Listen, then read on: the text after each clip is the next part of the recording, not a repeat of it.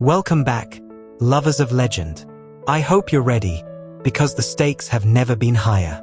When we last left our heroes, they had just won a monumental victory, only to discover it was merely the first clash in a much larger war. The echoes of our victory have faded, leaving a heavier silence in their wake. We reclaimed our home, but the cost was a world more endangered than we knew. The enemy we beat back was merely a prelude. A new shadow now rises in the east, led by a strategic mind whose goal is not conquest, but utter annihilation. Now, the guardian of a single mountain must become the hope of all realms, and I must leave the stone walls I fought so hard to protect on a desperate journey to forge alliances from the ashes of old prejudices. Because the war for Durban is over, but the war for existence has just begun. The silence that settled over Durban was not the quiet of peace, but the grim stillness after a storm. The cost of their victory was counted in the pyres that burned for 3 days, honoring the fallen, from Chief Thorn to the youngest militia member.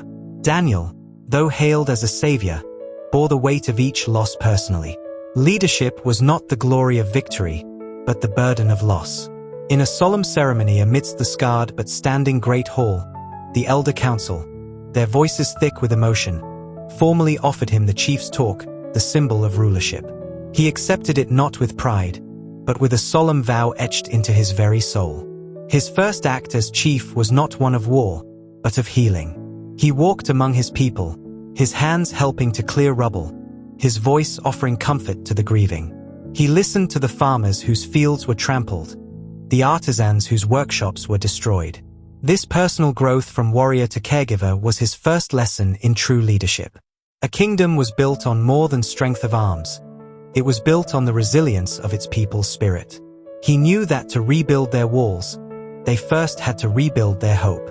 But his eyes, and the eyes of every scout he sent out, were fixed beyond their borders. The Scourge was wounded, not dead. The scouts returned with grim news. The remnants of the Scourge army had not fled in disarray. Instead, they had retreated east in a purposeful, organized manner, a clear sign that a new, smarter leader had emerged from the chaos to consolidate power.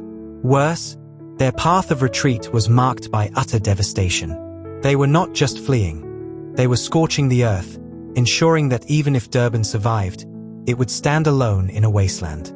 The conflict was evolving. They were no longer facing a mindless horde, but a strategic enemy. Daniel stood before the map in the war room, the chief's talk heavy on his shoulders. The isolated mindset of the mountain folk, their centuries of splendid isolation, had been their weakness. The Scourge was not just Durban's problem. It was a threat to every clan, village, and kingdom in the region. "We cannot wait for them to return to our walls," he declared to his captains, his voice firm with new conviction. "A true defender does not guard only his own door. We must take the fight to them. We must forge alliances." It was a radical, terrifying departure from tradition. His motivation was now greater than his own people. It was the preservation of their entire world. The proposal to send envoys to the lowland kingdoms was met with fierce resistance from the elder council. "They are outsiders. They have never answered our calls before. We trust the mountain, and the mountain alone," argued one elder. Daniel faced them down, not with anger, but with cold, hard logic. "The mountain alone was almost not enough," he stated, gesturing to the rebuilding city outside the window. "The legacy of the stone hands is not isolation, it is honor. And there is no honor in letting our neighbors be consumed while we hide behind our walls. Our sacrifice must be for a greater good." It was the hardest battle of his life, a battle of ideas and tradition. He spoke of the ancient alliances hinted at in the sunken vault murals, of a time when the stone hands stood with others against a common darkness. He appealed not to their fear, but to their courage. Slowly, grudgingly, he won them over. His determination and unwavering vision proved more powerful than centuries of fear. Envoys were chosen, not from among politicians, but from warriors who had fought at the breach, men and women who could speak with the raw truth of experience. Their adventure into the wider world would begin at dawn. Daniel's own journey was to the most isolated and stubborn of their potential allies, the skyfolk of the northern peaks, renowned archers and even more reclusive than the Stonehands. The journey was arduous, a constant climb into thin, frigid air. When they finally reached the sheer cliffs of the Skyfolk's eyrie, they were met not with welcome, but with drawn bows and cold suspicion. Their chieftain, a severe woman named Anya, listened to Daniel's plea with a face of stone. "The storms do not reach us here," she dismissed him. "Your war is your own." Daniel did not plead. He simply told the story. He spoke of the breach in the wall, of his grandfather's final stand, of the sunken vault, and of the Scourge's new, terrifying organization. He spoke not to her politics, but to her honor as a fellow leader. "They will not stop with us," he said, his voice echoing in the wind. "They consume everything. Your height will not save you, only delay you. I am not asking you to fight for me. I am asking you to fight for the future of your own children." He offered not a demand, but a choice: stand together or fall alone. He saw a flicker of doubt in her stony eyes, the first crack in her resilience.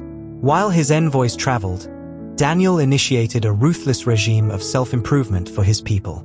The battle for their home had revealed flaws in their training, their tactics, their everything. Using knowledge gleaned from the ancient weapons and his own hard-won experience, he drilled his warriors relentlessly. He integrated lowland combat techniques shared by a few traveling mercenaries. He had the artisans reverse engineer the ancient crossbows to create new ones. Durban became a fortress not just of stone, but of relentless, innovative preparation. They would not be caught off guard again. This drive for overcoming obstacles extended to everyone. Farmers were taught basic defense. Children learned emergency signals. The entire clan was being forged into a single, cohesive unit of strength. Daniel's leadership was transformative, pushing his people beyond their comfortable traditions into a new era of adaptive determination. He was building more than an army. He was building a nation capable of surviving the coming storm. The inspirational sight of their young chief working harder than anyone else fueled their own efforts. They were not just following orders, they were joining a crusade. The first envoy returned from the lowland kingdom of Verdian with disastrous news. The Scourge had gotten there first. The envoy's party had been ambushed. Only he had escaped to tell the tale. He spoke of the Verdian lands now blackened and burning, of the Scourge army, larger than ever, moving with a terrifying purpose under a banner none recognized, a black iron crown.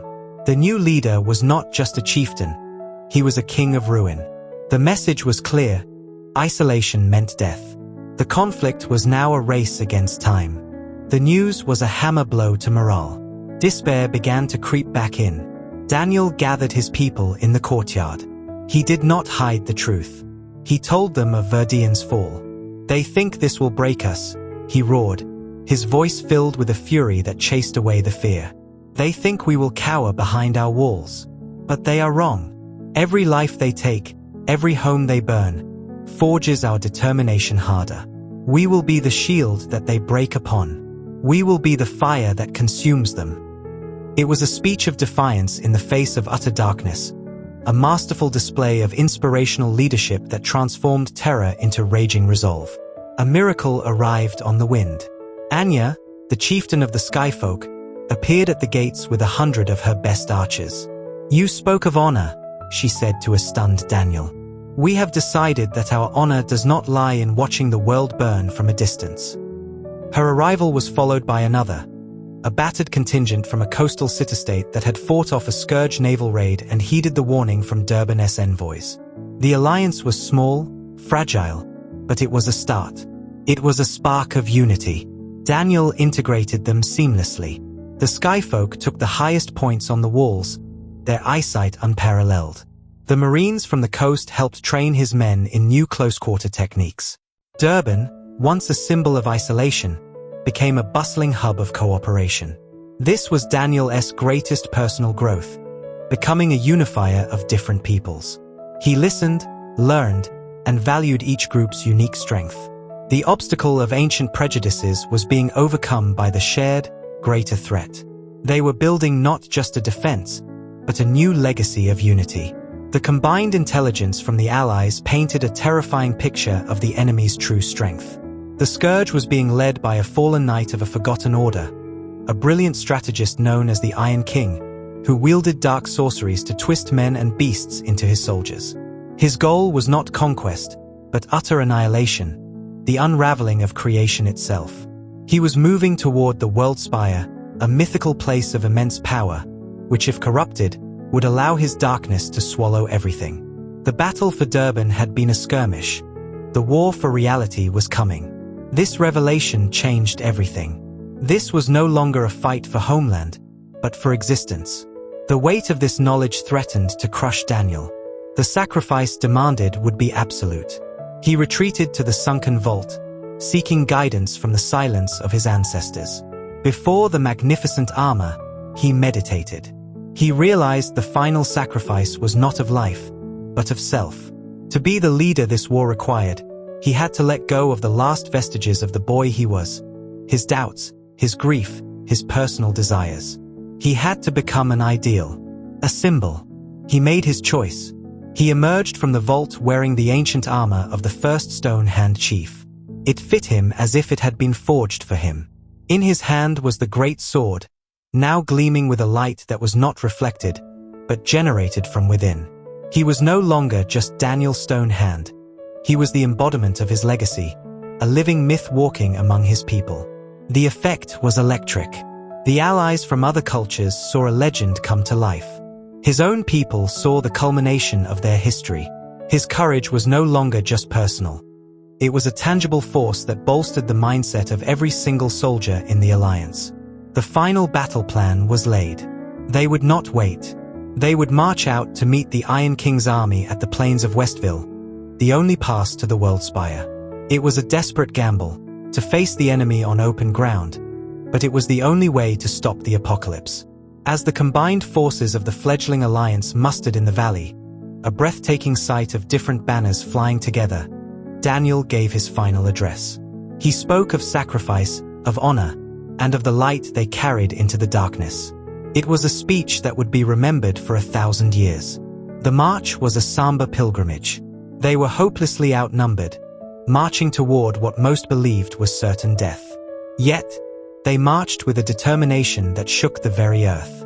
Daniel, at their head, was a pillar of resilience. He shared their hardships, ate their food, and walked alongside them. He was their chief, their warrior, and their brother. This adventure was the final journey, and he would make it with them every step of the way. The bravery of this small force was a testament to the inspirational power of his leadership. They reached the plains of Westville and saw the horizon darken with the approach of the Iron King's host. It was a sea of nightmares, a moving city of malice. The scale was beyond comprehension. Daniel looked at the faces of his men and women, saw the fear, and then saw them master it. They began to chant his name, then the name of Durban, then the names of all their homes. It was not a cry of war, but an affirmation of life, a final declaration of what they were fighting for.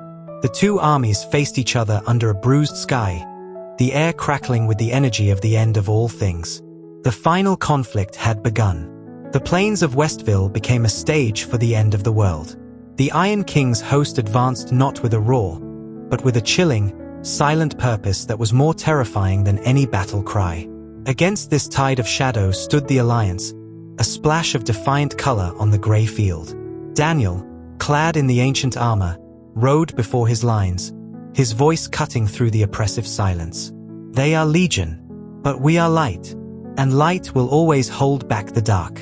For your homes, for each other, stand firm. His words were a shield, his presence an inspirational bulwark against despair. The first volley of arrows from the skyfolk darkened the sky, and the battle was joined. The clash was apocalyptic. The Alliance line, though impossibly outnumbered, held with a resilience born of absolute conviction. Daniel was the linchpin, a whirlwind of light and steel where the fighting was thickest. His heroism was not for glory, but for stabilization. Wherever he appeared, the line solidified, and the enemy's push was halted. He was no longer just a man fighting. He was a symbol, and symbols cannot break. He fought with the strength of his ancestors, the courage of his people, and the determination to validate every sacrifice that had led to this moment. The Iron King watched from a distance, a still, dark monument amidst the chaos. He saw his seemingly infinite ranks falter against the unbreakable will of this ragged alliance. His strategy shifted. He would not break their line, he would break their spirit. Dark energies coalesced around him, and from the ground, he began to raise the fallen, from both sides, twisting them into unliving soldiers for his army. The sight of their own slain comrades, their faces empty of soul, shambling back to fight them, was a psychological blow that threatened to shatter the alliance's mindset. Horror and despair spread through the ranks. How do you fight an enemy that never truly falls? Daniel felt the tide of battle turning not on strength, but on terror.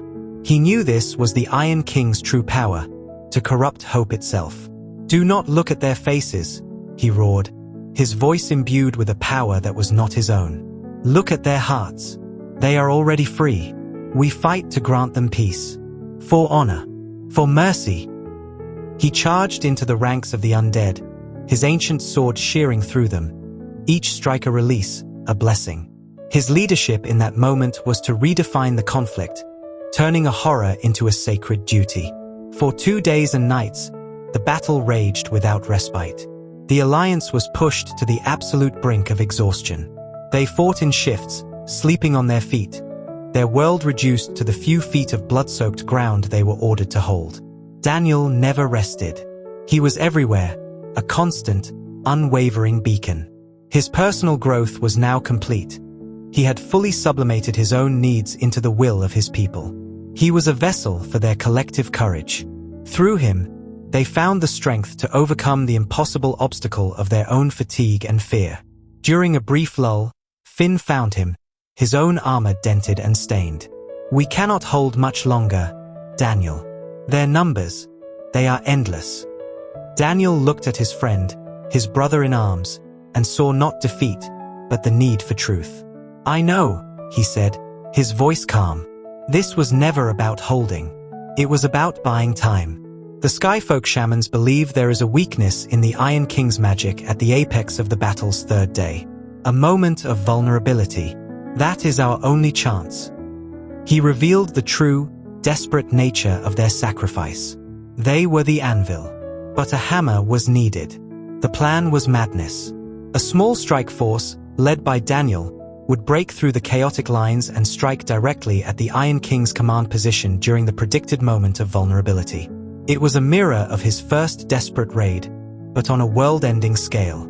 The chances of success were infinitesimal. It was less a tactic and more a final, defiant act of bravery. As he called for volunteers, every single warrior who could still stand stepped forward. They all understood. This was the final adventure, the culmination of their legacy. They fought their way through the maelstrom, a wedge of light piercing the heart of darkness. The battle was a personal hell of clashing metal, screams, and the ever-present stench of death. They lost companions with every step, each sacrifice fueling their determination. Daniel led them, his sword a blur, his every sense focused on the dark throne in the distance. He was no longer fighting for victory, but for the opportunity to land a single, decisive blow. The weight of every life lost, from his grandfather to the soldier who fell beside him moments ago, pressed upon him, forging his will into a single, unstoppable purpose. They reached the foot of the rise where the Iron King sat upon his throne of twisted metal and bone. The air crackled with dark energy. The king rose, a giant of black iron, and finally spoke, his voice like grinding stones. "Little king of a little rock, you bring me a final offering." Daniel did not answer with words. He charged.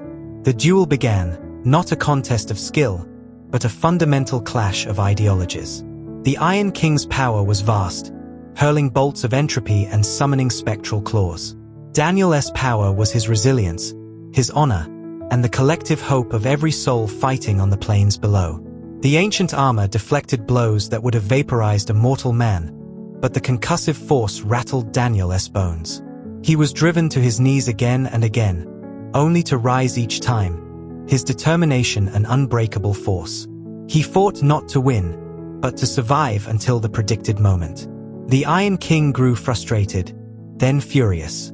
This insignificant speck of light would not be extinguished. He began drawing in more and more power, preparing a final, cataclysmic spell to erase his stubborn foe, making himself a vortex of dark energy. This was the moment. The moment of maximum power was also the moment of maximum vulnerability. Daniel saw it. The dark energy swirling around the Iron King was concentrated, focused entirely on annihilation. For a split second, the defensive shields around the king's core flickered. This was the only chance. But to strike, Daniel would have to leap directly into the path of the unfolding cataclysm. It was not a path to victory, but a one-way path to certain death. There was no fear, no hesitation. Only a final, peaceful clarity. This was the ultimate sacrifice his journey had been leading him toward. It was the warrior's final duty. He met Finn's eyes one last time, a look that conveyed a lifetime of friendship and a silent command to lead their people after. Then, with a cry that held the names of all he had loved and lost, he launched himself forward, not away from the dark energy, but into it. The ancient sword, blazing with the full light of his spirit, pierced the vortex and found its mark at the heart of the darkness. There was a silent, expanding flash of pure white light, followed by an implosion of silence. The heroism of the act was absolute, a selfless sacrifice that shattered the Iron King's power at the moment of its greatest concentration. On the plains, the effect was instantaneous. The shambling undead soldiers collapsed into piles of dust. The Scourge warriors, their will suddenly severed from the dark intelligence that drove them, faltered and broke, fleeing in mindless panic. The roaring battlefield fell into a stunned, eerie quiet. The sun, which had been hidden behind a pall of smoke and sorcery, broke through the clouds, illuminating the scarred but free field of Westville. They had won. The cost was unimaginable, but they had won. The legacy of Daniel Stonehand was etched into the very earth. Finn, tears cutting clean paths through the grime on his face, climbed the rise. He found no body, no trace of the Iron King or Daniel. Only the ancient sword, plunged into the ground where the throne had been, gleaming in the sunlight. It was not a grave, but a monument, a symbol that the greatest strength is found in the willingness to give everything for others. The survivors gathered, not in celebration, but in quiet, awe-filled reverence. Their king was gone, but his courage had saved the world. The return to Durban was a somber procession of victors who felt more like mourners. They carried their wounded and the stories of their dead. They carried the gleaming sword, now a relic of immense power and profound sorrow. The mountain home they returned to was safe, but it felt empty without the presence of the young chief who had given everything to save it. Finn, bearing the weight of command and grief, addressed the people. He did not speak of his own pain, but of Daniel's sacrifice. He spoke of the lesson left behind, that true leadership is service, and true honor is found in selflessness. Under Finn's stewardship, and with the allied leaders who had fought beside them, the great work of rebuilding began. But it was a rebuilding not just of walls, but of the world. The alliance forged in fire on the plains of Westville was made permanent. A new council was formed, with Durban as its heart, dedicated to ensuring such a darkness could never rise again. Daniel's motivation, to protect, became the founding principle of a new era of cooperation. His personal growth from a solitary sentinel to a unifying king became the inspirational model for all future leaders. Years passed. The scars of the war healed, though the memory never faded. Durban, once isolated, became a beacon of hope and a crossroads of cultures. In the Great Plaza, a statue was erected. It was not of a king in triumph on a throne, but of a warrior, hand extended to help a fallen comrade rise. At its base was the ancient sword, encased in crystal, and a simple inscription, "For the future he gave us." Children played around it, and elders told the story of Daniel Stonehand, the boy who became a warrior, the warrior who became a king, and the king who became a sacrifice. Finn, now a wise and respected leader himself, often stood before the statue. He had ensured the legacy was not one of grim loss, but of hope and resilience. The story was told not to dwell on the pain of the sacrifice, but to celebrate the peace and unity it purchased. The great obstacles of fear and isolation had been overcome. Daniel's final act had been the ultimate self-improvement, perfecting his spirit through its giving. He had become more than a man. He was an ideal of bravery, courage, and the unwavering determination to light a candle in the darkest night. On the anniversary of the final battle, the leaders of the allied nations gathered at the statue. The story was retold, not as a tragedy, but as the foundational myth of their united world. It was a story that continued to inspire personal growth and heroism in everyday acts. A young apprentice showing kindness to a stranger, a farmer sharing his crop in a lean year, a soldier standing guard on a quiet border, all were seen as living parts of Daniel's legacy. His sacrifice had not ended with his death. It had ignited a perpetual flame of courage in the heart of all who heard his tale. The wind, as it sang through the stone peaks of Durban, carried a new tune. It was a melody of peace, of unity, and of remembrance. It whispered through the streets where children laughed, past the forge where new tools were shaped, and around the statue of the warrior who had saved them all. The answer to the question, what makes a great warrior sacrifice everything, was now etched into the very soul of the world. It is not for duty, or honor, or legacy alone. It is for love. Love for family, for home, for the simple, beautiful promise of a future. And in that ultimate giving, the warrior becomes eternal. Their story a timeless inspirational call to all who believe that some things are worth any price. The old storyteller's voice, raspy yet strong, fell silent. The final words, worth any price, hung in the warm air of the great hall, now rebuilt and filled not with warriors, but with children sitting cross-legged on polished flagstones. Their faces, illuminated by the great hearth fire, were upturned and thoughtful. One small girl, her brow furrowed, finally broke the silence.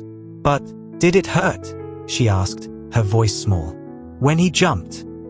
The storyteller, an old man with a kind face and eyes that held the memory of mountains, smiled. It was Finn, his hair now silver, his own armor long exchanged for the comfortable robes of a master law-keeper. "All great sacrifice hurts, little one," he said gently. "That is what makes it sacrifice. But the stories sometimes forget to tell you the most important part." He leaned forward, and the children instinctively drew closer. The pain is there, yes. But in that final moment, it is washed away by something far greater, peace. Daniel saw not the darkness coming for him, but all of you. He saw your laughter in this hall, your parents working the fields in peace, your future. And in that, he found a joy so profound that it erased all fear. He gestured to the large, open archway that led to the main plaza. "Come." The children followed him out into the sunset. The sky was ablaze with orange and purple, painting the towering peaks in brilliant light. The plaza was bustling with life, traders from the lowlands packing their wares, farmers returning from the terraces, the clang of the forge singing a steady rhythm of peace. Finn led them to the center, to the statue of the warrior helping another to his feet. "He is not just a memory in stone," Finn said, his hand resting on the crystal case that held the ancient, unbreakable sword. "He is in the strength of these walls that you lean against. He is in the alliance that keeps our borders safe. He is in the freedom you have to ask your questions and dream your dreams." He looked at each of their faces in turn. The legacy of a great warrior is not a list of battles won. It is not a statue. It is the world they make possible. It is the peace they purchase with their pain. Your life, your safety, your chance to grow old and tell this story to your own children. That is his legacy. It lives in you. It is your breath. It is this moment. The children were quiet, understanding settling over them not as a sad truth, but as a solemn and powerful gift. The story was no longer just a thrilling tale of adventure and battle. It was the reason for their very existence. As the last light of the sun faded behind the mountains, a new sound began. It started with a single voice, an old woman singing from her doorstep. Then another joined, and another. It was the evening hymn of Durban, a song of thanks and remembrance that had been sung every night since the return from Westville. The children knew the words. They lifted their voices, small but clear, adding to the chorus that rose into the twilight. It was a song of home, of sacrifice, and of a love so strong it had shaped the fate of the world. And high on the windswept peaks, standing a watch that no longer needed to be kept.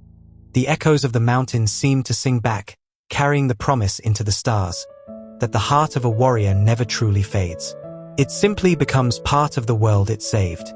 The final note of the evening hymn faded, leaving a profound silence filled only by the whisper of the mountain wind. Finn looked down at the children, their eyes wide with the weight of the story they now carried. But legends, he said, his voice dropping to a compelling whisper, are not meant to simply be heard. They are meant to be lived. Daniel's story did not end on those plains. It was a challenge to every single one of us. He stepped closer, his gaze sweeping over them, making each child feel seen. He asked the most difficult question we can ever face. What is your everything? What are you willing to stand for? It doesn't require a sword or an army. It requires courage. The courage to be kind when it's easier to be cruel. The determination to stand up for someone who can't. The strength to choose what is right over what is easy. He pointed from the bustling plaza back to the great hall. Your battlefield is your home, your school, your community. Your adventure begins the moment you choose to make a difference. Your legacy is built one act of bravery, one moment of resilience, one decision of honor at a time. Finn's eyes gleamed in the twilight. Daniel sacrificed everything to give us this world. What will you do with it? He let the question hang in the air, a direct call to their hearts. The story is over. Yours begins now. Go. Be inspired. Be the spark. Be the hero in your own story. Share how Daniel's sacrifice challenges you. Tell us in the comments. What will you stand for? And join us next time as we explore the untold stories of other heroes who shaped the world, one brave choice at a time. The greatest adventure is always ahead. Subscribe so you don't miss it.